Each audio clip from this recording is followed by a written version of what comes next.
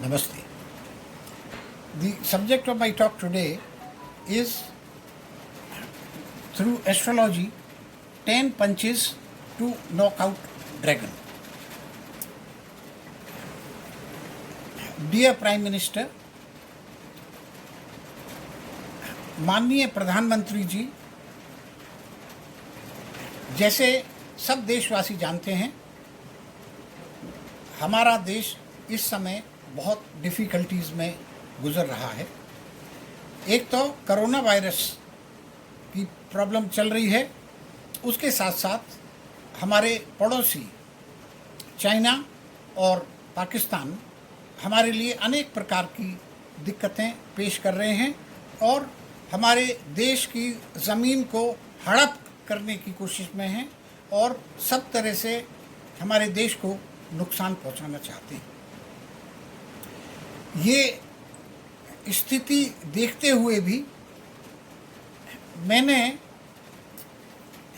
एक रिसर्च की है भारत की कुंडली के ऊपर और चाइना की कुंडली के ऊपर, क्योंकि इस समय हमारा एक तरह का युद्ध चल रहा है भारत और चाइना का। So case is considered as the horoscope of China versus horoscope of India. अब ये कहते समय मैं इस बात पे एम्फेसिस करना चाहूँगा कि प्रधानमंत्री जी और अन्य जो नेता हैं, वो जो मैं सजेशंस दे रहा हूँ, बहुत मेहनत के बाद उन पे ध्यान देने की कृपा करें और ये उनकी नॉलेज में सजेशंस लाई जाएं। ये कहते समय मुझे एक कहानी याद आती है। एक वर्ल्ड का सबसे बड़ा जनरल हुआ है नेपोलियन बोनापार्ट, और नेपोलियन बोनापार्ट जो विश्वास करते थे ज्योतिष में, उनका ज्योतिषी उनके पास गया जब नेपोलियन वाटरलू के युद्ध में चले गए थे। वो उनका पुराना ज्योतिषी old man, he wanted to meet Napoleon. अपने हाथ में वो हॉरोस्कोप नेपोलियन की लेके आया और वो बताना चाहता था कि उस समय ये युद्ध के लिए नेपोलियन को जाना उचित नहीं था। लेकिन जो सिपाही थे ड्यूटी पे, उन्होंने उस ज्योतिषी को रोक दिया और वो बुढ़ा ज्योतिषी नहीं जा पाया। अगर वो उस समय नेपोलियन बोनापार्ट को मिल पाता तो शायद the course of history would have change. अब अनफॉर्चुनेटली नेपोलियन गया और जाते ही शिप के ऊपर नेल्सन की जो ब्रिटिश फोर्सेस थी, नेवी, उन्होंने उसको अरेस्ट कर दिया और आप सबको पता है कि उसका आखिरी जीवन कैदी के रूप में एक छोटे से कोरिसिका नाम के आइलैंड में गुजरा। अब जो उनके जो बुढ़े ज्योतिषी थे, उनका शरीर बर्फ़ में एक ट्रेंच के अंदर पाया गया और उस समय भी उन्होंने नेपोलियन बोनापार्ट की कुंडली जो बनाई थी और एडवाइस जो देना चाह रहे थे, वो कागज़ उनके हाथ में था। ये जो हॉरोस्कोप है उनके नेपोलियन बोनापार्ट के ज्योतिषी की, ये अभी भी फ्रांस की म्यूज़ियम में रखी है। मैं चाहूँगा कि इस तरह की कहानी हमारे भारतवर्ष की ना हो और उचित समय पे जो एक्शंस लेने हैं वो हम ले सकें ताकि हमें सफलता में बाधा ना पड़े। अब ये जो ड्रैगन है हमारे सामने, इसको मात देने के लिए 10 पंच तैयार किए गए हैं जो मैं आपको बयान करूंगा। फर्स्ट पंच, सेकंड पंच, थर्ड पंच, और जब 10th पंच लग गया तो आप देखोगे कि ड्रैगन मैदान में नॉकआउट हो जाएगा, वो आगे नहीं लड़ पाएगा और हमारे देश की विजय हो जाएगी। अब मैं बताना चाहूँगा प्रथम पंच, पहला गुट्टू, पहला मुक्का जो लगना है, और पहला मुक्का है कि भारतवर्ष या भारत का नाम। अब हमारे शत्रु को पता होना चाहिए कि वो किससे पंगा ले रहा है। हमें भी पता होना चाहिए कि हम कौन हैं। हम अपने आप को पहचान ही नहीं पा रहे हैं। और हमें अलग अलग नाम से पुकारा जाता है। कहीं पे इंडिया, 4 नाम हैं विशेष तौर से जो कहे जाते हैं। पूरी दुनिया हमें इंडिया के नाम से जानती है। फिर लोग कहते हैं हिंदुस्तान, फिर हम कहते हैं भारत और भारतवर्ष। ये 4 मुख्य नाम हैं जो हमारे देश को दिए जाते हैं। अब जब मैंने भारत की कुंडली बनाई तो कुंडली बनाने के साथ साथ एक हमारी सभ्यता में संस्कार होता है, नामकरण संस्कार जिसको कहते हैं। उसमें हम एक लकी नेम सेलेक्ट करते हैं। वैदिक ज्योतिष के हिसाब से लकी नेम सेलेक्ट करते हैं। मैंने जब भारत की कुंडली बनाई उसके बाद लकी नेम सेलेक्ट करने के लिए बैठा और अनेक नाम जो भारत के लिए दिए जाते हैं उन एक एक नाम के ऊपर कैलकुलेशन की, रिसर्च की। ये 4 नाम मैंने मुख्यतः जो अभी बोले इन पे विशेष ध्यान दिया। सबसे पहला नाम इंडिया। जहाँ कहीं पे जाते हैं तभी कहते हैं हम आई एम फ्रॉम इंडिया। अब ये इंडिया नाम जो है यही गुलामी का नाम है। इंडिया नाम हमें ब्रिटिशर्स ने दिया जब हम उनके गुलाम थे। अब हम गुलाम नहीं हैं। इंडिया नाम कैसे आया? अब ज्योतिष के हिसाब से मैंने इसका कैलकुलेशन किया तो ये बहुत ही अनलकी नाम है। ये आपको सर्वेंट बना के रखेगा, गुलाम बनाएगा। अब हम गुलाम नहीं हैं। ये बहुत अनलकी नाम है। ये आपको किसी भी फील्ड में सफलता मिलते मिलते रोकेगा। इसलिए इस नाम को कभी इस्तेमाल नहीं करना चाहिए।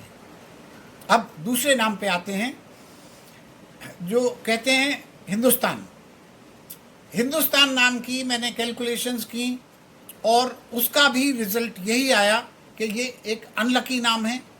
इस नाम को कभी भी इस्तेमाल नहीं करना चाहिए। अगर आप ये इस्तेमाल करेंगे तो आपस में लड़ना, झगड़ना, फूट, एकता कभी नहीं बन पाएगी और अनेक नुकसान आपको झेलने पड़ेंगे। इससे ये साबित होता है कि ये पहले 2 नाम जो इंडिया और हिंदुस्तान, ये कभी भी यूज़ नहीं करने चाहिए। इसी वक्त से, इसी मिनट से इन नाम को बिल्कुल हटा दो। तीसरा नाम आता है भारत। ये भारत का प्राचीन नाम है और बहुत समय से हम कहते आए हैं हम भारतीय हैं। ये ओरिजिनल नाम है हमारा और ज्योतिष के हिसाब से मैंने गणना करके देखा ये बहुत लकी नाम है। हमें ये नाम रखना चाहिए। चौथा नाम जो मैंने देखा भारतवर्ष। भारतवर्ष भी एक लकी नेम आया।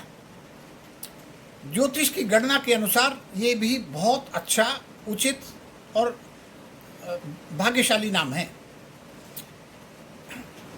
इसके बेसिस पे मैंने जो रिकमेंडेशन दी कि ये 2 नाम इंडिया और हिंदुस्तान कभी भी यूज़ नहीं करने चाहिए और हमें जानना चाहिए देश का ऑफिशियल नाम होना चाहिए भारतवर्ष। लेकिन इन शॉर्ट नेम भारत भी उतना ही लकी है, और छोटा नाम भारत भी इस्तेमाल किया जा सकता है और कहा जा सकता है कि मैं भारत का हूँ या मैं भारतवर्ष का हूँ, एक ही बात है। अब बहुत समय से ये नाम, इंडिया नाम चेंज करने की बात चल रही थी। सुप्रीम कोर्ट में कई बार ये प्रपोजल रिजेक्ट हो चुका, पिटीशन काम नहीं आया।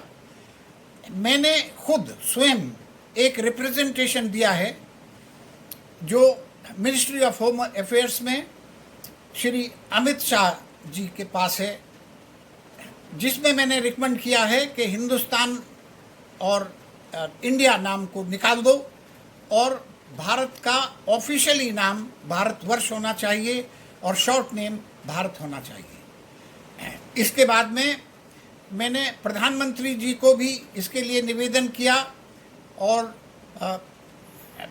होम मिनिस्टर श्री अमित शाह जी को भी निवेदन किया। नहीं मालूम कि मेरी बात उन तक पहुंच पाई या नहीं, लेकिन मैंने अपना रिप्रेजेंटेशन, ऑफिशियल रिप्रेजेंटेशन, ये नाम चेंज करने के लिए जो ऑर्डर सुप्रीम कोर्ट ने दिया था उसको मद्देनज़र रखते हुए उसके अनुसार भेजा, क्योंकि सुप्रीम कोर्ट ने ये कहा कि ये मामला नाम देने का आप होम मिनिस्ट्री के पास जाके प्रार्थना कर सकते हैं। अब मैं याद दिलाना चाहूँगा अपने प्रिय अमित शाह जी से कि वो ये कृपा करें कि जल्दी से जल्दी ये नाम एक्सेप्ट हो कि हमारा नाम है भारतवर्ष, शॉर्ट में हमें भारत भी कहा जा सकता है। ज्योतिष के हिसाब से ये बहुत लकी है और मेरी करबद्ध प्रार्थना है कि ये जल्दी से जल्दी एक्सेप्ट होना चाहिए। अब जब हम युद्ध के लिए तैयार हैं तो पहले हमें पता होना चाहिए हम कौन हैं, कहाँ से लड़ रहे हैं। हम भारत की तरफ से लड़ रहे हैं, और जो हमारा विरोधी है, हमारे सामने लड़ने आ रहा है, उसको भी पता होनी चाहिए कि वो किससे लड़ने आ रहा है। उसे अपनी औकात पता चले कि वो किस शक्ति से लड़ने आ रहा है। ये इंडिया नहीं है, ये है भारत, ये है भारतवर्ष। तो पहला पंच जो होगा शत्रु के लिए वो होगा कि हमारा नाम भारत और भारतवर्ष है। हमारा मुकाबला आप नहीं कर सकते। आप अपने आप को कितना भी बड़ा 30 मारखा समझते हों, लेकिन भारत का मुकाबला करने के लिए आप तुच्छ हैं। अब मैं आता हूँ दूसरा पंच जो देना ज़रूरी है। और दूसरा पंच, अगर आप भारतवर्ष का नक्शा देखें तो वी आर सो लकी, हमारे पास इतना सारा समुद्र है भारतवर्ष के पास, और उस समुद्र का नाम है हिंद महासागर या इंडियन ओशन भी कहते हैं। इंडियन ओशन हमारी नेवी के लिए बहुत बड़ा प्लस पॉइंट है। अगर आप इंडियन ओशन को कंट्रोल कर लें तो आप पूरे संसार की महाशक्ति बन जाएंगे। अब इंडियन ओशन को कंट्रोल करना मुश्किल नहीं है, क्योंकि इंडियन ओशन में जो छोटे छोटे देश हैं उन सब के साथ हमारे अच्छे संबंध हैं, और जहाँ पे हमारे अच्छे संबंध नहीं हैं वो हम आसानी से बना सकते हैं। अंडमान निकोबार एक ऐसी जगह है जहाँ पे हमारी नेवी ऑलरेडी अच्छी तरह से लगी हुई है, और ये मुझे जान के खुशी होती है कि अभी हमारे जो नेवल चीफ हैं एडमिरल करमवीर सिंह, वो अंडमान निकोबार आइलैंड में काफ़ी दिन रह चुके हैं। वो वहाँ के चीफ ऑफ स्टाफ थे और बॉम्बे के फ्लैग ऑफिसर भी रहे हैं। वो इस चीज़ में माहिर हैं कि किस तरह से हम सुप्रीमेसी इंडियन ओशन में ले सकते हैं। अब हमें दिक्कत क्या आएगी? ऑस्ट्रेलिया हमारा मित्र है, हमें इस मामले में विरोध नहीं करेगा। यूएस इस समय जो कंडीशन है अमेरिका भी इस मामले में हमारे साथ विरोध नहीं करेगा। बाकी छोटे छोटे देश जो हैं उनके साथ हम एग्रीमेंट कर सकते हैं और इंडियन ओशन पे पूरा सोवरेंटी अपनी चला सकते हैं। सुप्रीमेसी ऑफ इंडियन ओशन हमारी भारतीय सेना के हाथ में आ सकती है। और आपको ये ध्यान में रखना चाहिए कि चाइना का कितना बड़ा व्यापार इंडियन ओशन के थ्रू होता है। उनका पूरा तेल, गैस, ट्रेड सब कुछ इधर से होता है। अगर हम ये रास्ता ब्लॉक कर देंगे और हम कहेंगे कि हमारा शत्रु जो है चाइना, उनका कोई भी जहाज़ हम पास नहीं होने देंगे। और इसी तरह से जो देश चाइना को मदद कर रहे हैं उनके शिप को भी हम नहीं जाने देंगे और उनके ऊपर टैक्स लगा देंगे। 10% टैक्स, 15% टैक्स। अगर आप सामान लेके जा रहे हो तो 150% या 200% भी लगा सकते हैं। इससे हिंदुस्तान की या हमारे देश भारत की इकोनॉमी बढ़ जाएगी, शक्ति बढ़ जाएगी और सबसे प्रमुख देशों में हमारे देश की गिनती होनी शुरू हो जाएगी। लेकिन ये यहीं पे बात ख़त्म नहीं होती। ये बात इंटरनेशनल कोर्ट में बहुत जल्दी चली जाएगी और चाइना लेके जाएगा इस बात को। लेकिन चाइना कैसे, किस मुंह से ये बात हमारे खिलाफ बोल सकता है जब साउथ चाइना सी, वो चाइना कहता है साउथ चाइना सी मेरा है। अगर साउथ चाइना सी उसका है तो इंडियन ओशन भारत का क्यों नहीं है? ये बात तर्क की है कि वो अपना अधिकार समझता है। बाकी छोटे छोटे देशों को दबा के, छोटे देश कमज़ोर हैं, उसका मुकाबला नहीं कर पाते, लेकिन भारत इतना कमज़ोर नहीं है। तो अगर ये सुप्रीमेसी ऑफ इंडियन ओशन हम ले लेते हैं, ये हमारे वीर नौसैनिक, नेवल, हमारी जो भारत की नेवी है उनका काम है और मुझे पूरा विश्वास है कि वो अपना काम ये निभाएंगे। अब जो तीसरा पंच है जो हम लगाने वाले हैं वो अपनी शक्ति बढ़ानी पड़ेगी। और शक्ति कैसे बढ़ेगी? अकेला आदमी कुछ नहीं कर सकता जब तक उसके पीछे साथी ना हो। एक वन मैन आर्मी नहीं हो सकती, एक कोई जनरल नहीं हो सकता अगर उसके साथ में सिपाही ना हो, उसके साथ में फौज ना हो। कोई नेता नहीं हो सकता अगर उसके साथ में जनता ना हो।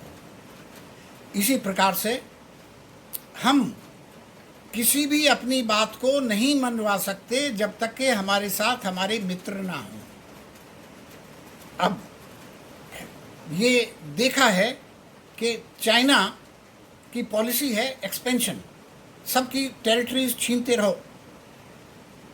चाइना के बॉर्डर पे 18 देश हैं जिनके साथ चाइना का झगड़ा चल रहा है। हर एक का एरिया वो दबा लेना चाह रहे हैं। वो कहते हैं ये एरिया भी हमारा है, ये एरिया भी हमारा है, ये हिस्ट्री में हमारा है, ये 400 साल पहले ये हमारा एरिया था। अब छोटे छोटे कंट्रीज़ हैं, क्या करेंगे वो? जिनसे झगड़ा चल रहा है वो देखिए जापान। वर्ल्ड वॉर में जब एटम बम चाइना में जब जापान पे गिरा तो एकदम चाइना कमज़ोर हो गया। एकदम जापान कमज़ोर हो गया। अब उस समय बहुत सारा एरिया, बहुत सारी टेरिटरी चाइना की जो जापान के पास थी, जापान ने छोड़ दी और चाइना के नज़दीक वो टेरिटरी आ गई। अभी भी उन्होंने ली हुई है जो टेरिटरी जापान की थी। अब जापान के बहुत छोटे छोटे आइलैंड्स हैं। अब उन आइलैंड्स में से बहुत सारे आइलैंड्स पे चाइना कहता है कि ये चाइनीज़ आइलैंड है, ये हमारे आइलैंड है, कि जापान का उसके साथ लगातार झगड़ा चल रहा है। अब ये इसी तरह के बॉर्डर प्रॉब्लम्स जो चाइना सी, साउथ चाइना सी वगैरह में हैं, कई देशों के चले, और जो समुद्र का कानून है कि आप अपने आइलैंड या अपना जो देश है उससे 200 किलोमीटर्स तक का जो समुद्र है उसे आप अपना समुद्र मान के उसका यूज़ कर सकते हैं। इसी बात पे इंटरनेशनल कोर्ट में गए जो चाइना के विरोधी छोटे देश थे कि हमें चाइना इंटरफियर कर रहा है, हमारे आइलैंड्स को, हमारे जो समुद्र हमारा है उसको यूज़ कर रहा है और हमें धमकी दे रहा है। और जापान और दूसरे देश इंटरनेशनल कोर्ट में जीत गए। जो ऑर्डर दिया गया इंटरनेशनल कोर्ट से चाइना को कि आप ये कायदे के अनुसार, समुद्र के कायदे के अनुसार इन देशों, छोटे देशों पे इंटरफेयर ना करें, दबाव ना डालें और उनके हिस्से का जो समुद्र है उसको उनको यूज़ करने दें। लेकिन चाइना को परवाह नहीं है। चाइना ने कहा हेल विद इंटरनेशनल कोर्ट, हम ये नहीं मानते, हम अपने हिसाब से चलते हैं। और वो कहते हैं कि नाम ही कहता है साउथ चाइना सी, ये समुद्र पूरा हमारा है। और ये देख लीजिए कि वो समुद्र के अंदर बहुत प्रोडक्ट्स हैं, गैस है, पेट्रोल है, इट इज़ वेरी रिच। अब हमें क्या करना चाहिए कि इन सब देशों को अपने साथ मिलाना चाहिए, और साथ मिलाने के लिए हम एक एग्रीमेंट करें, और वो भारत बंधु मैत्री करार या भारत बंधु मैत्री एग्रीमेंट। कि भारत बंधु मीन्स कि आप हमारे भाई हो, भारत के आप जो दूसरे देश हैं, कमज़ोर देश हैं, कि आप हमारे भाई हो और आप हमारे मित्र हो। मैत्री करार कर रहे हैं हम, एग्रीमेंट फॉर फ्रेंडशिप। और एग्रीमेंट फॉर फ्रेंडशिप के जो बड़ा देश है चाइना, वो हमको परेशान ना करे, हम सब इकट्ठे होके अपने प्रॉब्लम्स को सॉल्व करने के लिए चाइना के ऊपर और बाकी दुनिया के देशों के ऊपर दबाव डालेंगे कि हमें परेशान ना किया जाए। ये होगा जो थर्ड पंच। अगर कुछ कंट्रीज़ हमारे साथ आ गए, 18 हो सकता है, 18 देशों को हम नहीं मना पाएँ, पर 2 देश, 3 देश, 4 देश, 5 देश जैसे बढ़ते जाएंगे, हम ये मैत्री करार, हम ये एग्रीमेंट ऑफ फ्रेंडशिप उनके साथ करेंगे, तो इसका प्रभाव बहुत अच्छा होगा और चाइना के ऊपर बहुत दबाव पड़ेगा। अब जो अगला पंच है वो बहुत पावरफुल पंच है जो हम लगा सकते हैं, और वो पावरफुल पंच है इंडिया के नॉर्थ में एक देश तिब्बत। ये इंडिपेंडेंट सोवरिन था और चाइना ने अचानक इसके ऊपर कब्जा कर लिया। उस समय हमारे प्रधानमंत्री जी नेहरू नहीं चाहते थे कि हम झगड़ा मोल लें, ये जानते हुए कि चाइना शक्तिशाली देश है, बड़ा देश है। तो हमने सीधे तौर से कह दिया कि भाई हम तो विश्व शांति चाहते हैं और हम किसी भी ग्रुप में शामिल नहीं हैं, नॉन अलाइनमेंट हमारी पॉलिसी है। आपने अगर तिब्बत ले लिया तो ठीक है, हमें कोई ऑब्जेक्शन नहीं है। और हमारे देश भारतवर्ष ने एक्सेप्ट कर लिया कि तिब्बत हो गया चाइना का। अब ये हमने उस समय गलती की। अब हमें ये नहीं सोचना चाहिए कि ये गलती क्यों की और किसने की और क्या इसका नतीजा निकला, वो बेकार की बात है। किसी को ब्लेम करना फिजूल है। जो कुछ किया नेहरू जी ने, जो कुछ किया वो उस समय के अनुसार अपनी समझ के अनुसार सिचुएशंस को देखते हुए किया, जिसका हमको पूरा ज्ञान नहीं हो सकता। अब बात ख़त्म हो गई, उन्होंने जो किया ठीक है किया, हमारे एंसेस्टर थे, हम ये मना नहीं कर सकते। हमें नेहरू जी को भी रिस्पेक्ट देनी है, आदर के साथ देनी है। जो कुछ उन्होंने किया उस समय जैसे समझ थी, सिचुएशन थी, उसके अनुसार किया। लेकिन हम ये अपना अधिकार रखते हैं कि हम अपनी बात को अमेंड कर सकते हैं। ये ज़रूरी नहीं कि जो हमने उस समय डिसाइड किया हम उसी बात पे अड़े रहें। सिचुएशन के अनुसार, नई इंफॉर्मेशन आने के अनुसार हम उस अपने डिसीजन को रिव्यू कर सकते हैं। कोर्ट में भी रिव्यू होता है मामला, जज ने जो जजमेंट दिया वो नए फैक्ट्स आने के बाद रिव्यू कर सकता है, सुप्रीम कोर्ट भी रिव्यू कर सकता है। तो हम उस समय जो डिसीजन लिया उसे रिव्यू क्यों नहीं कर सकते? और इसलिए ये पंच होगा, ये गुट्टू जो लगेगा, इसमें हम अपने डिसीजन को रिव्यू करते हैं और हम ये कहते हैं कि तिब्बत इंडिपेंडेंट कंट्री है, इंडिपेंडेंट सोवरेन है। अब तिब्बत के जो धर्म गुरु दलाई लामा वो भारतवर्ष में हैं, वो डलहौजी में उनका निवास है। चाइनीज़ जो हमारे चाइनीज़ ने जो भगाए वो हमारे तिब्बतन भाई रिफ्यूजीज़ वहाँ पे हैं, दलाई लामा जी के अनुयायी वहाँ पे हैं।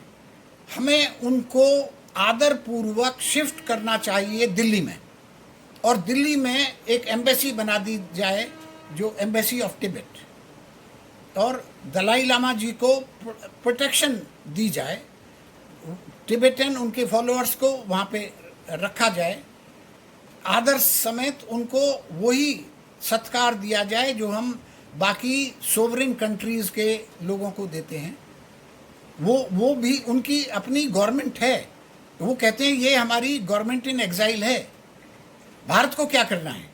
उनको आदरपूर्वक एक्सेप्ट करना है, दिल्ली में उनको बिठाना है, और उनके विचार जो भी दुनिया भर में वो करते हैं वो उन्हें सहायता देनी है कि वो अपने विचार पूरे विश्व में दे सकें, हर यूनिवर्सिटी में, हर कंट्री में जाके, कि हम इंडिपेंडेंट कंट्री हैं, हमें चाइना ने दबा रखा है। ये भारत के लिए एक बहुत बड़ी जीत होगी और ये होगा वेरी स्ट्रॉन्ग फोर्थ पंच। अब आ जाते हैं पांचवी बात पे, और पांचवा पंच है हमारा कि हांगकांग एक सोवरेन कंट्री था अंग्रेज़ों के अंडर में, और जब अंग्रेज़ों ने हांगकांग को स्वतंत्र किया तब वो अपने नियमानुसार हैंडओवर करना चाहते थे कि हम हांगकांग के एडमिनिस्ट्रेशन को किसको हैंडओवर करें। हांगकांग में सब देश के आदमी बसते हैं, और जितनी कॉलोनीज थी अंग्रेज़ों की, वहाँ पे भी बहुत सारे लोग थे, और मैं तो कहूँगा कि बहुत सारे इंडियंस भी वहाँ पे हैं, अभी भी हैं इंडियंस। जब हैंडओवर करने की बात हुई तो चाइना सामने आ गया कि ये हमको दे दो, तो अंग्रेज़ों ने चाइना को हैंडओवर किया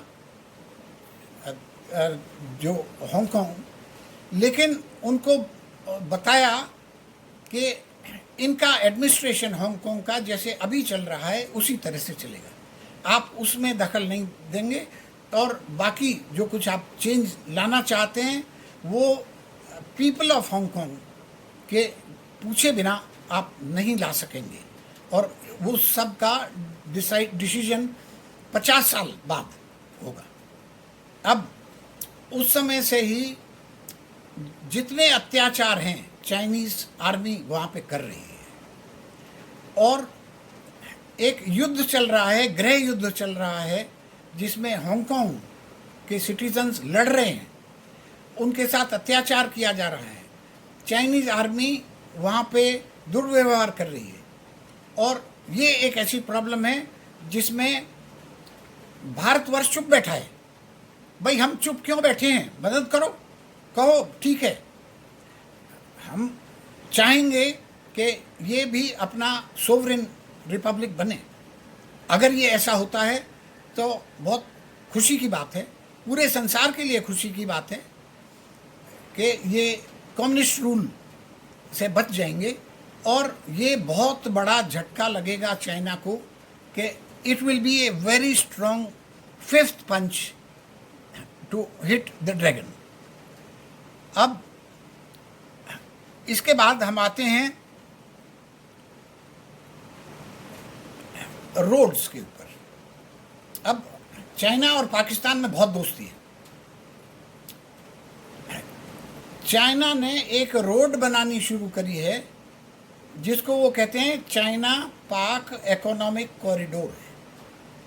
और ये रोड है समुद्र को ज्वाइन करने के लिए चाइना के साथ। और जो ये रोड का उन्होंने नक्शा बनाया है, ये रोड चाइना से शुरू होके इंडिया का जो J&K का लद्दाख का हिस्सा है, उस लद्दाख के हिस्से को पाकिस्तान ने बिना किसी अधिकार के कब्जे में लिया हुआ है, वहाँ से गुजरेगी और ये गुजरते हुए आगे आएगी, पाकिस्तान में होते हुए समुद्र को टच करेगी। अगर ये हो जाता है तो चाइना को बहुत जल्दी बहुत छोटे रास्ते से पूरा ट्रेड कर सकेंगे। जो अरेबियन कंट्री से ऑयल जाता है उसको जाने के लिए बहुत छोटा रास्ता मिल जाएगा। ट्रेड के लिए बहुत अपॉर्चुनिटीज़ मिल जाएंगी। लेकिन ऐसा करने से हमारे देश को, भारत को बहुत बड़ा नुकसान हो जाएगा, क्योंकि ये हमारा देश का हिस्सा छीन ले रहे हैं। पाकिस्तान कहता है ये हमने दे दिया उनको। तब पाकिस्तान तो दोबारा से गुलाम बनने की स्थिति में आ गया है।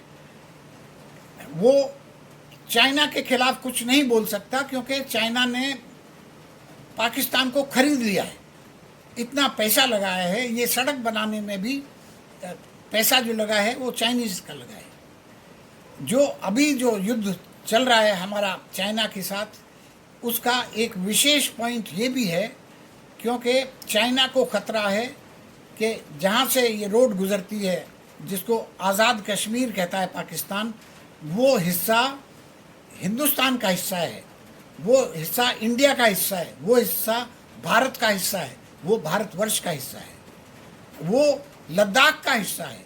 लद्दाख भारत का है, वो हिस्सा भी हमारा है। उसे अनऑथराइज्ड वे में पाकिस्तान ने लिया हुआ है और पाकिस्तान कहता है हम इसे चाइना को दे रहे हैं। ये बिल्कुल मंजूर नहीं है। इसलिए किसी भी हालत में ये सड़क नहीं बनने देंगे। भारत को चाहिए कि हमारे इलाके में से ये सड़क नहीं गुजरेगी। इसी वजह से इस सड़क का बनना असंभव हो जाएगा। अब वो कोशिश कर रहे हैं कि हमारे समुद्र में आके इंडियन ओशन में इंटरफेयर करें, इस ये कॉरिडोर के द्वारा आएं और अपनी नेवल एस्टेब्लिशमेंट्स जो है वो इंडियन ओशन में पहुंचा दें। इसी बात को काउंटर करने के लिए हम एक दूसरी सड़क बनाने जा रहे हैं। उसका सजेशन ये है कि ये आसाम इंडिया से शुरू होके ईस्टर्न इंडिया, हमारे ईस्टर्न इंडिया बहुत नेग्लेक्टेड है, वहाँ पे रोड्स वगैरह बहुत कम है। ये आसाम से शुरू करके और इसको म्यांमार जो बर्मा, पुराना बर्मा है, उसमें से जाते हुए वियतनाम तक पहुँचाएँ और वियतनाम तक पहुंचाकर हम साउथ चाइना सी में पहुंच जाएंगे। बहुत कम समय में, बहुत कम खर्चे से India will get connected, our country Bharat will get connected to South China Sea. और साउथ चाइना सी में इतनी अपॉर्चुनिटीज़ हैं ऑयल के लिए, गैस के लिए। अब वहाँ के कंट्रीज़ ऑयल और गैस नहीं निकाल पा रहे हैं क्योंकि दबदबा है चाइना का। अब हम उनके साथ संधि करें, एग्रीमेंट करें और हम कहें कि हम पार्टनरशिप में वहाँ पे अपना ONGC है हमारा और बाकी एजेंसीज हैं, समुद्र में गैस निकालें, समुद्र में ऑयल निकालें उन कंट्रीज़ के लिए पार्टनरशिप पे, और अगर हमें 50-50 भी करना पड़े कि जो हम रिज़ल्ट निकालें वो आधा उनका और आधा हमारे देश को दिया जाए, तो वो भी हमें कोई एतराज़ नहीं होगा। अगर इस तरह के एग्रीमेंट हो जाएंगे तो धीरे धीरे हमारे देश की शक्ति इंडिया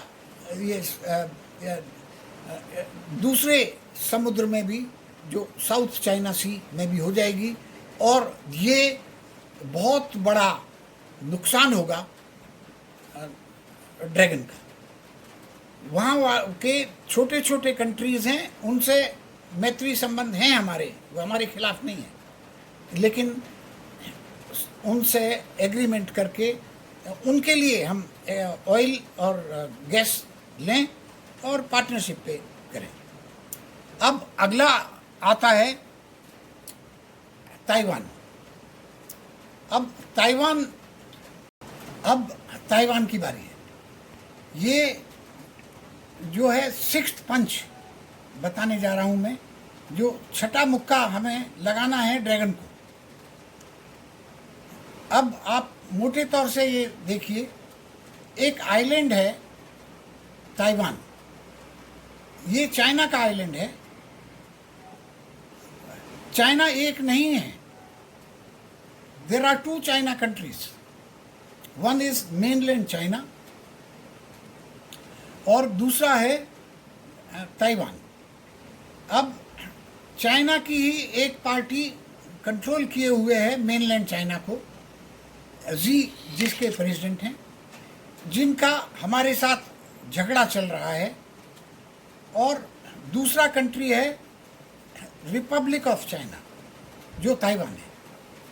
अब जो रिपब्लिक ऑफ चाइना है वो दूसरी पार्टी का है, वो कम्युनिस्ट पार्टी नहीं है। अब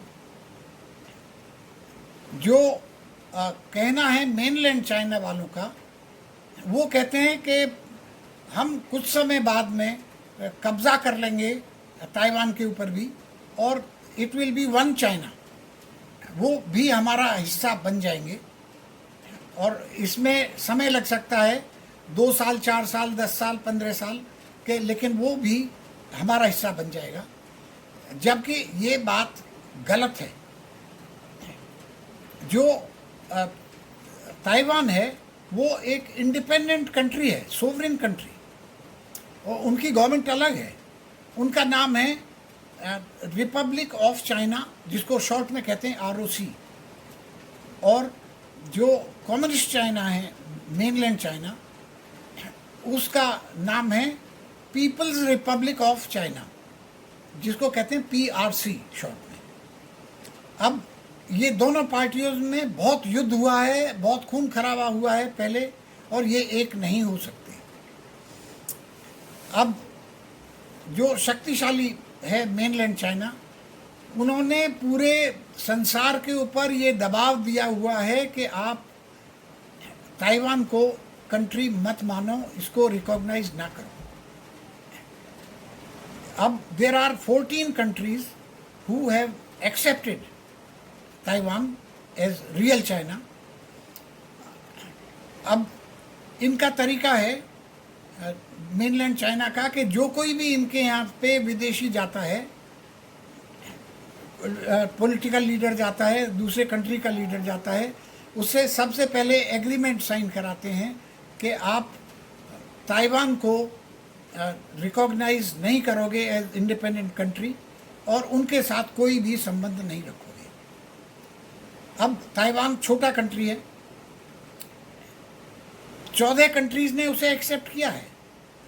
अब हम क्यों ना एक्सेप्ट करें? इंडिया, हमने उनको रिकॉग्नाइज नहीं किया क्योंकि हम डरे हुए हैं।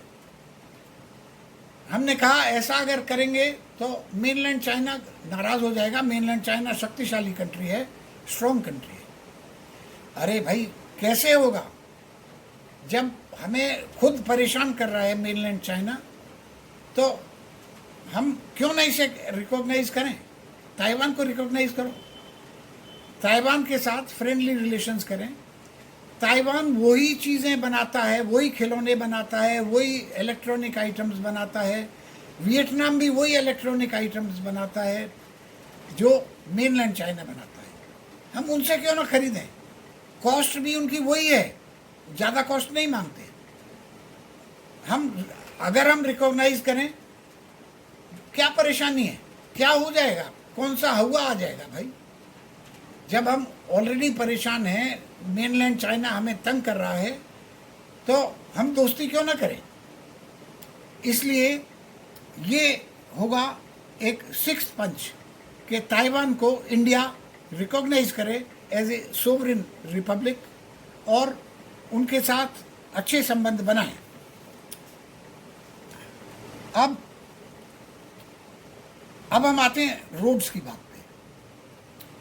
जो चाइना का मेन झगड़ा हमारे साथ है वो ये है कि चाइना ने पाकिस्तान को खरीद लिया है। एक तरह से पाकिस्तान को इतना लोन दिया है कि पाकिस्तान को अपना गुलाम बना लिया है। पाकिस्तान कुछ भी नहीं बोल सकता, जो चाइना कहता है उसे यस सर करना होता है। अब मेनलैंड चाइना जो है वो एक सड़क बना रहा है, कॉरिडोर, जिसको वो कहते हैं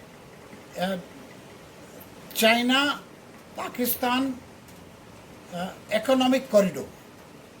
और ये सड़क जो है ये लिंक करती है चाइना को।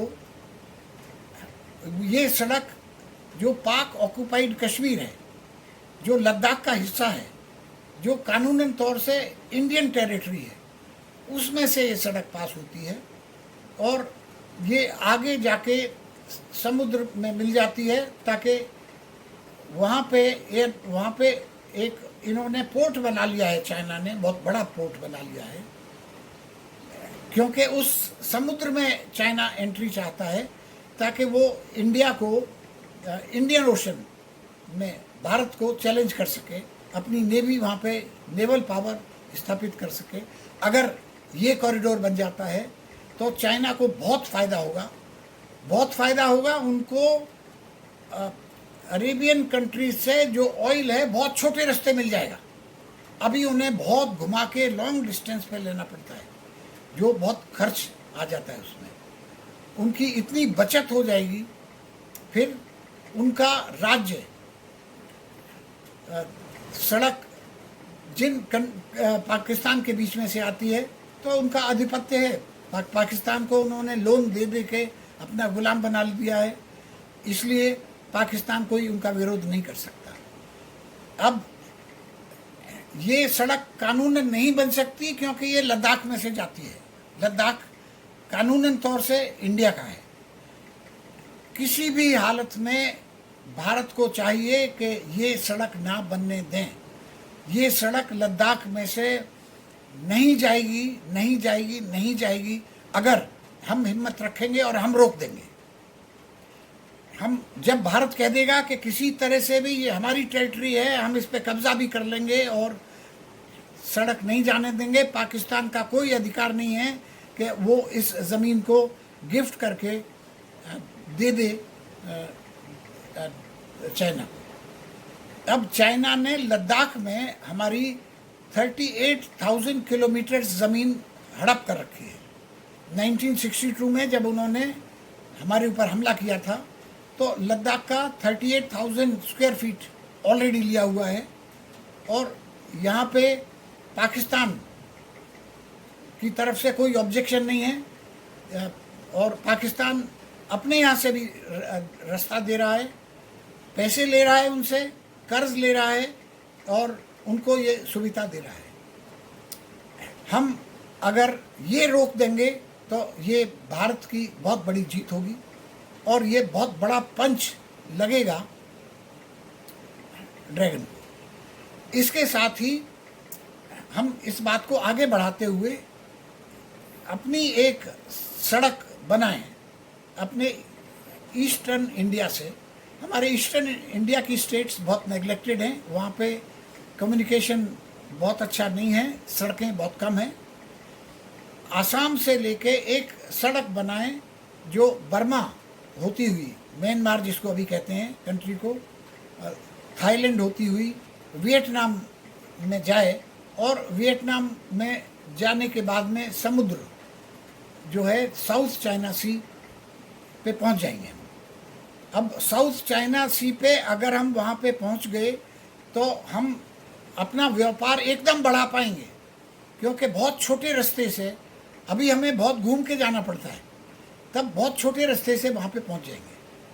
अगर वहाँ पे छोटे रास्ते से पहुँच गए तो इसका और भी फ़ायदा हो सकता है उन कंट्रीज़ को और हमारे देश को। वो होगा कि हमारी कंपनीज़ हैं जैसे ONGC, ये अगला पंच जो हम मारेंगे वो है कि हमारी कंपनीज़ लाइक ONGC वो वहाँ पे जाके जो कंट्री हैं वहाँ पे उनके साथ एग्रीमेंट करें और उनके लिए तेल निकालें, गैस पैदा करें, समुद्र में से खींचें। चाइना उनको, जो छोटे छोटे कंट्रीज़ हैं उनके ऊपर दबाव डालता है और उनको समुद्र का फ़ायदा नहीं लेने देता। अब south China sea is very rich in oil, very rich in gas. अगर इंडिया उन कंट्रीज़, छोटे कंट्रीज़ के साथ मिल जाएगा तो चाइना रोक नहीं पाएगा। अब इंटरनेशनल लॉ ये है कि छोटा कंट्री है या बड़ा कंट्री, उसके साथ में 200 किलोमीटर्स का जो सी है उसका वो यूज़ कर सकते हैं अपने डोमेस्टिक यूज़ के लिए। ये कानून मानते हुए जो छोटे छोटे कंट्रीज़ हैं वो चलना चाहते हैं, लेकिन चाइना उनके ऊपर दबाव डाल रहा है और जगह जगह पे छोटे आइलैंड्स पे अपनी नेवी बिठा दे रहा है, और वो कह रहा है नहीं नहीं हमारा एरिया है, ये पूरा चाइना सी हमारा है। इस पे जापान और दूसरे छोटे देशों ने इंटरनेशनल कोर्ट में भी गए, शिकायत की, और इंटरनेशनल कोर्ट ने सबकी बात सुनने के बाद चाइना की बात भी सुनी। चाइना का कहना था कि नहीं नहीं ये तो पुराने ज़माने से हमारे जो पुराने राजा थे ये उनका एरिया था, लेकिन इंटरनेशनल कोर्ट ने कहा कि नहीं, समुद्र का जो कानून है कि 200 स्क्वायर किलोमीटर्स का एरिया, 200 किलोमीटर्स का एरिया उसी देश का है जो वहाँ पे लैंड है, उसको वो इस्तेमाल कर सकता है। और इस इंटरनेशनल कोर्ट में चाइना हार गया। छोटे कंट्रीज़ अब इस अधिकार को लेना चाहते थे। चाइना ने कहा कि नहीं, हम ये इंटरनेशनल कानून को नहीं मानते, हम इंटरनेशनल कोर्ट को भी नहीं मानते, और उसको बिल्कुल डिसरिगार्ड करते हुए ये पूरे साउथ चाइना सी के ऊपर कब्ज़ा बनाए हुए है, किसी दूसरे कंट्री को आगे नहीं बढ़ने देना चाहता। अगर भारत उन कंट्रीज़ के साथ संधि करके, एग्रीमेंट करके तेल निकालता है, गैस निकालता है, पार्टनरशिप बेसिस पे रहता है, अगर हमें 50-50 भी करना पड़े, 50% उस देश को देके 50% हम लें, तो भी हमारे भारत के लिए बहुत फ़ायदा होगा। अब ये 8वां पंच, अब हम आते हैं 9वें पंच पे। ये पंच बहुत ज़ोरदार है, और ये ज़ोरदार इसलिए है कि भारतवर्ष, हम कहते हैं हम सेकुलर हैं, हम किसी भी रिलीजन के खिलाफ नहीं हैं, लेकिन चाइना में ये बात नहीं है। चाइना में 15 लाख मुस्लिम्स को चाइना ने कैद कर रखा है डिटेंशन कैंप्स में। और किस लिए? वो कहते हैं कि हम इन्हें चाइनीज़ सिखा रहे हैं, हम इनको चाइनीज़ कल्चर से वाकिफ़ करा रहे हैं, वो हम इनको चाइना के लिए फेथफुल बना रहे हैं। और जो वो बात नहीं कहते कि हम इनका धर्म बदली करा रहे हैं, क्योंकि मुस्लिम्स चाइना के लिए यूज़फुल नहीं है। अब उनके साथ अनेक अत्याचार किए जा रहे हैं। जो एक बार डिटेंशन कैंप में पहुंच गया वो वापस कभी नहीं आएगा, ये बात देख लो। मुस्लिम पॉपुलेशन को अपनी फैमिली से अलग करके, अपने बच्चों से अलग करके डिटेंशन कैंप में भेजा जाता है और वो वहीं पे मर जाते हैं। वो कभी वापस अपनी फैमिलीज़ के पास जाने नहीं देते, नहीं जाते। उनकी फैमिलीज़ को अलग कर दिया जाता है, बच्चों को अलग कर दिया जाता है, उनको अलग शिक्षा दी जाती है, उनको ये सिखाया जाता है कि आपको फेथफुल रहना है चाइना के साथ। अब हमारा सेकुलर देश है, हमारे माइनॉरिटीज़ के जो माननीय मंत्री जी हैं बहुत समझदार, और उनकी ख़ास बात ये है कि वो डिफ़िकल्ट क्वेश्चंस, गंदे क्वेश्चंस का भी हंस के आंसर देते हैं। उनका नाम है नकवी साहब। ये हमारी प्रार्थना होगी नकवी साहब से कि वो इस बात को इंटरनेशनल लेवल पे लें कि ये ह्यूमन राइट्स का जो वायलेशन है किया जा रहा है, जो वहाँ पे जो मुस्लिम पॉपुलेशन है उनके साथ जो इनह्यूमन व्यवहार किया जा रहा है वो गलत है, वो नहीं होना चाहिए। अब बहुत सरप्राइजिंग बात है, पाकिस्तान इस्लामिक कंट्री है, लेकिन पाकिस्तान ने एक बार भी ये बात इंटरनेशनल लेवल पे नहीं उठाई, एक बार भी ऑब्जेक्शन नहीं किया चाइना से कि ये ह्यूमन राइट्स वायलेशन क्यों हो रहा है मुस्लिम्स के साथ। अब पाकिस्तान के प्रधानमंत्री इमरान खान से पूछा कि आप क्यों नहीं बोल रहे मुस्लिम्स के फेवर में, आप तो इस्लामिक कंट्री हैं। अब उनका आंसर था कि चाइना हमारा मित्र है और चाइना ने हमें बहुत इकोनॉमिक हेल्प की है, जो हमारा दुख का समय था उसमें हमेशा साथ खड़े हुए हैं, इसलिए हम इस बात को नहीं उठाना चाहते। अब ये तो कोई कारण नहीं है, लेकिन अगर हम इसी बात पे डटे रहें कि हमारा देश भारतवर्ष में कितनी मुस्लिम पॉपुलेशन है, उन सब का विचार है कि इस बात को उठाया जाए चाइना के खिलाफ, तो ये चाइना के खिलाफ बहुत बड़ा पंच लगेगा जिसको वो आसानी से सहन नहीं कर पाएंगे। अब मैं आ जाता हूँ जो लास्ट पंच है, 10वां पंच जो लगना है कि जब ये लगते ही ड्रैगन नॉक आउट हो जाएगा। ये पंच है कि हमारे साथ चाइनीज़ की इतनी लंबी बॉर्डर लाइन है और ये बॉर्डर लाइन भी खिंची हुई नहीं है, नक्शे पे नहीं है, ये है लाइन ऑफ एक्चुअल कंट्रोल। उधर हमारे ट्रुप्स भी बैठे हैं, अपोजिट साइड में चाइनीज़ के ट्रुप्स भी बैठते हैं जो आपस में झगड़ा कर सकते हैं, करते रहते हैं। मुझे याद है कि जब मैं ईस्टर्न इंडिया में असम राइफल्स के साथ था तो वलोंग एरिया में थे और विजयनगर एरिया में थे।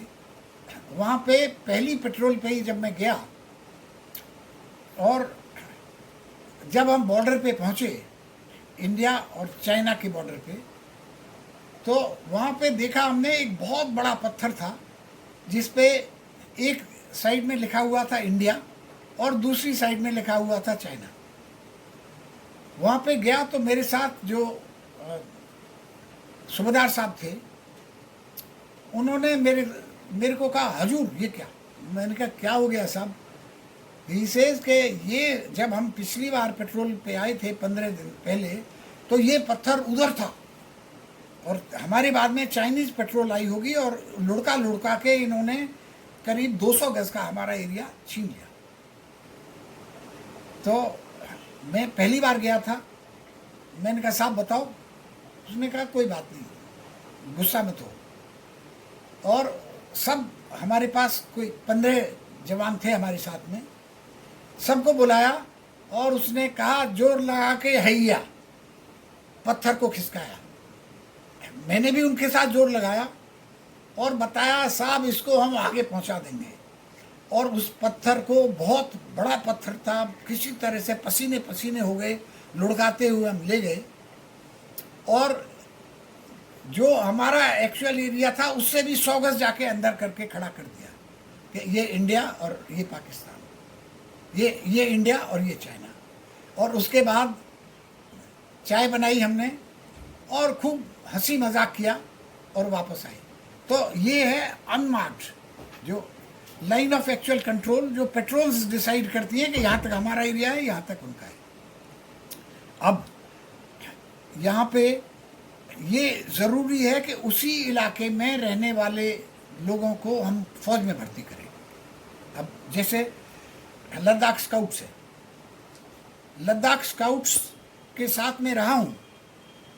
पहले जब एक ही डिवीज़न होती थी लेह में, उस डिवीज़न में मैं कैंप कमांडेंट था, और कैंप कमांडेंट था जिसमें लद्दाख स्काउट्स मेरे अंडर में थे।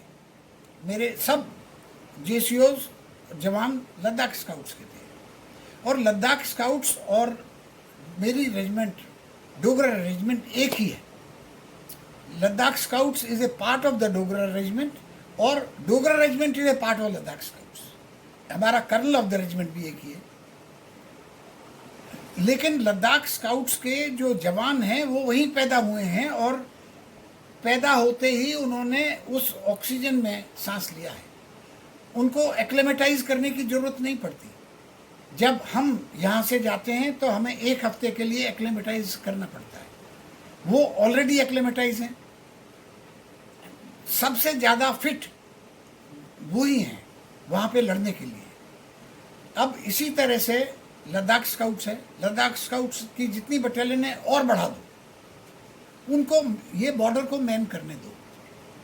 इसी तरह से डोगरास, डोगरास तो JNK के हैं, हाई ऑल्टीट्यूड में भी अच्छा काम कर सकते हैं। वो बॉर्डर पे रक्षा करने के लिए इस्तेमाल हो सकते हैं।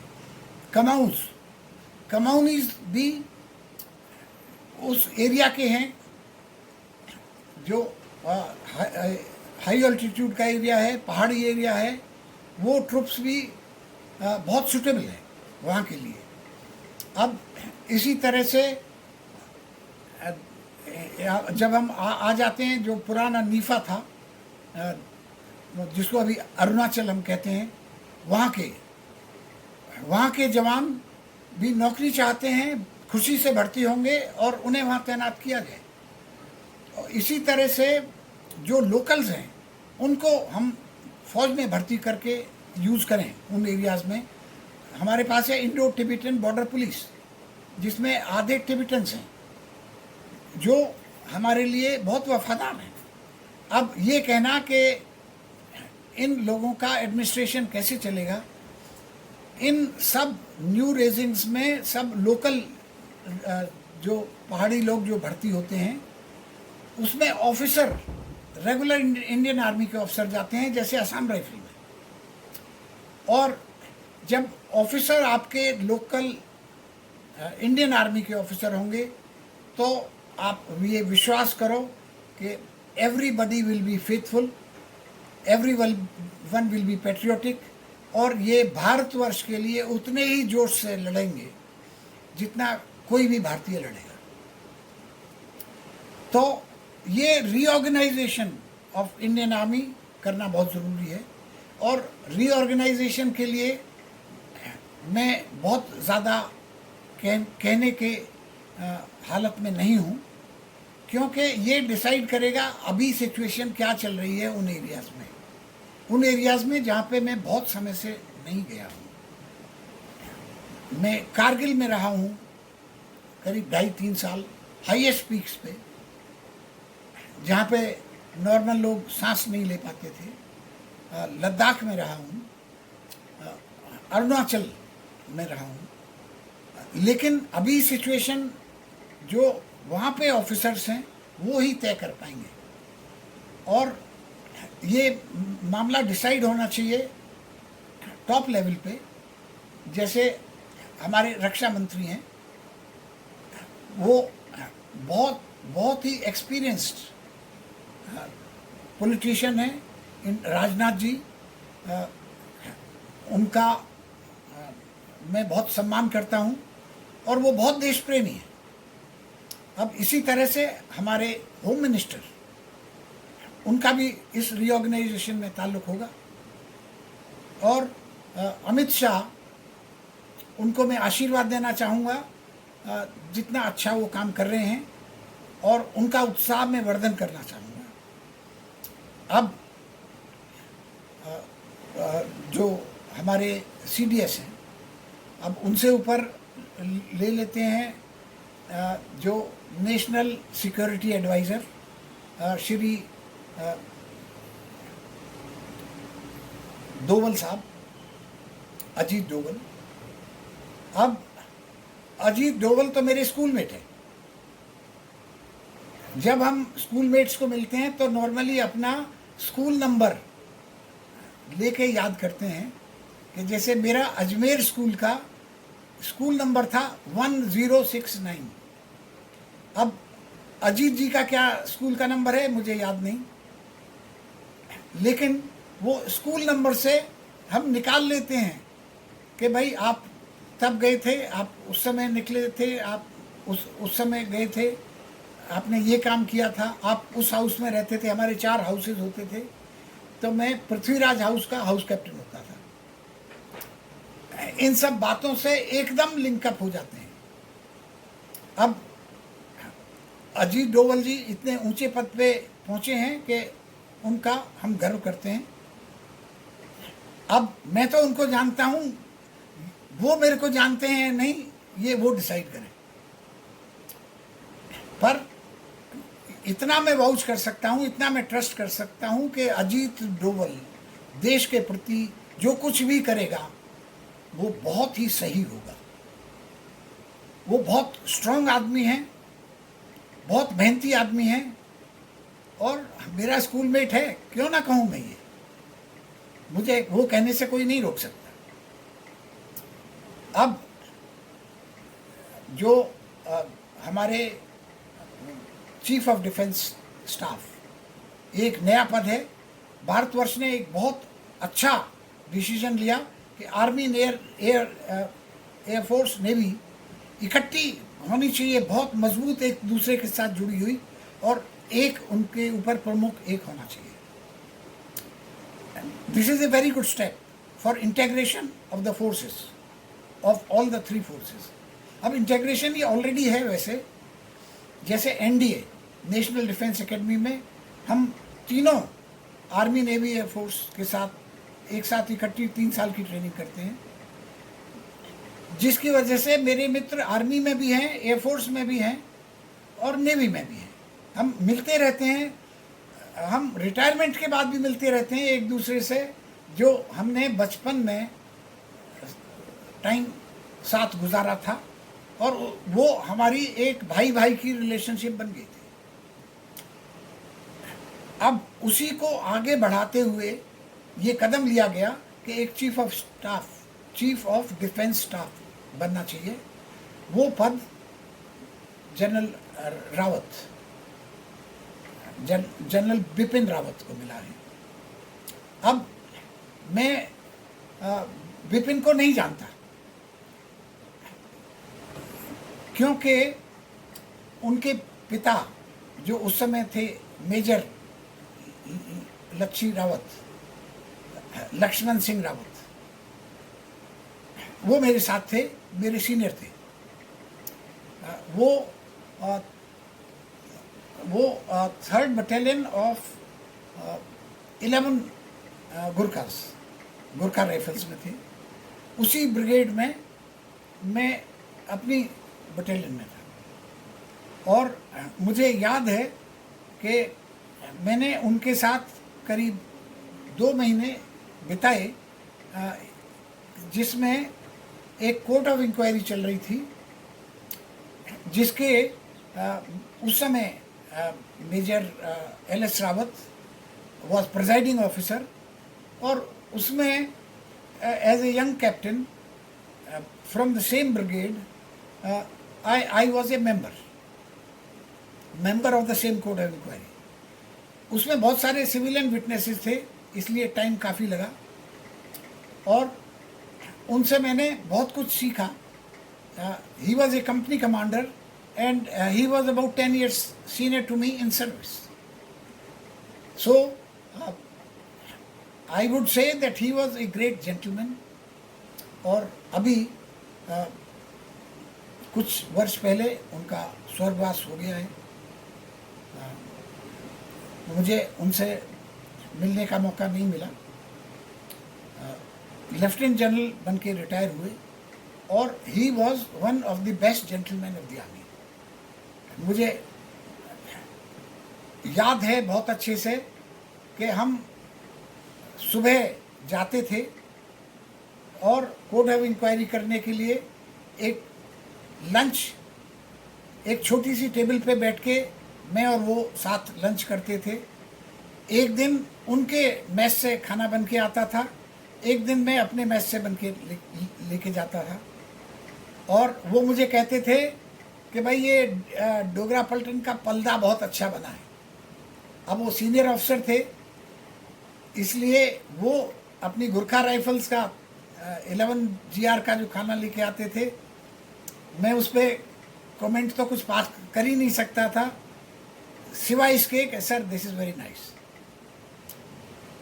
आई learn quite a lot from him doing that court of inquiry.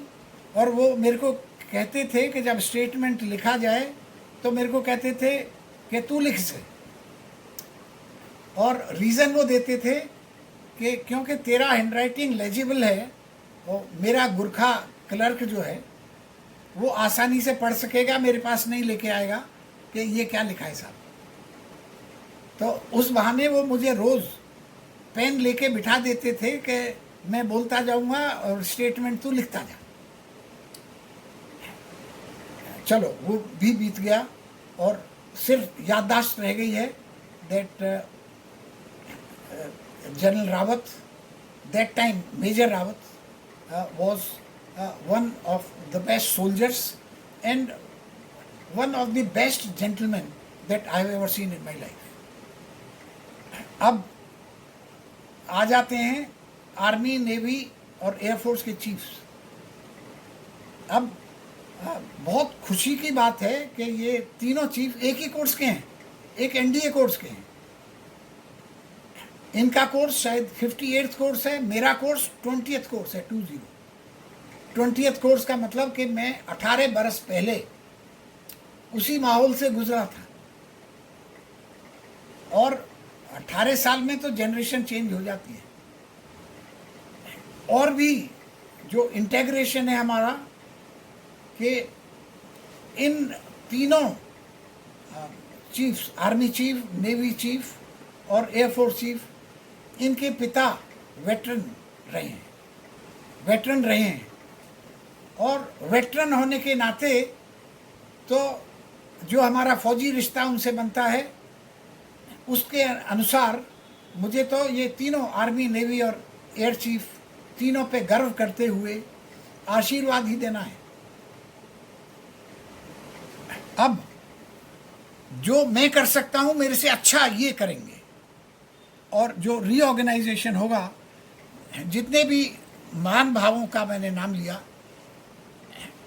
ये सब मिलके जो रीऑर्गेनाइजेशन करेंगे वो भारत को विजय प्राप्त कराएगा, और ये 10वां बड़ा तगड़ा मुक्का होगा on the Chinese dragon. And with this, the dragon will be knocked out. Dragon will fall down, और क्या होगा ये आने वाला समय बताएगा, लेकिन हमारे देश की प्रॉब्लम्स बहुत सॉल्व हो जाएंगी। वीडियो बहुत लंबा हो गया है, इसलिए कुछ एडिशनल पॉइंट्स मैं जो देना चाहूँगा वो अगले वीडियो में दूंगा। थैंक यू, नमस्कार।